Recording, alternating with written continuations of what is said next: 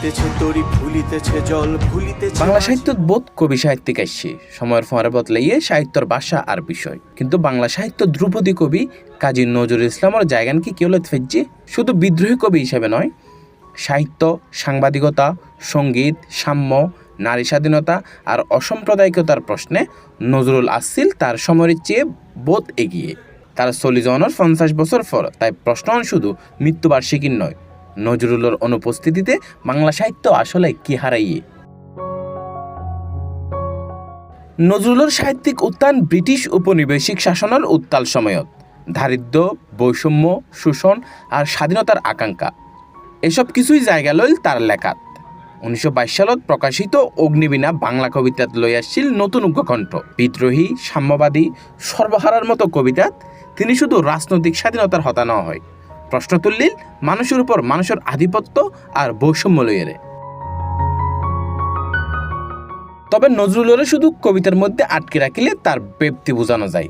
তিনি লেখিল কবিতা গল্প উপন্যাস আর প্রবন্ধ সাংবাদিকতা গজ্জিল লেখিল অসংখ্য গান দিল অসংখ্য গানের সুর ধূমকেতু কিংবা লাঙ্গলের মতো পত্রিকার ফরে যুক্ত হয়ে তিনি সরাসরি হতা হইল উপনিবেশিক শাসন কৃষক শ্রমিক আর সমাজের বঞ্চিত মানুষের অধিকার লইয়ে অর্থাৎ নজরুল শুধু সাহিত্য সৃষ্টি ন করে নিজের সময়ের ফরে সরাসরি লড়াইও গজ্জিল আর এড়াই নজরুলের দূরদর্শিতা আজিও নতুন করে আলোচনাত আইয়ে প্রায় 1 শতাব্দী আগে তিনি যে সাম্য নারী অধিকার শ্রমজীবী মানুষের মর্যাদা আর ধর্মীয় সম্প্রীতির হতা লেখিল তার বোধ প্রশ্ন এখনও আর সমাজত রয়ে গিয়ে সময় বদলাইয়ে প্রযুক্তি বদলাইয়ে মানুষের জীবনযাত্রাও বদলাইয়ে কিন্তু মানুষের মর্যাদা বৈষম্য আর সম্প্রীতির প্রশ্নমান এখনও প্রাসঙ্গিক তাই নজরুল শুধু অতীতের উগ্র কবি নয়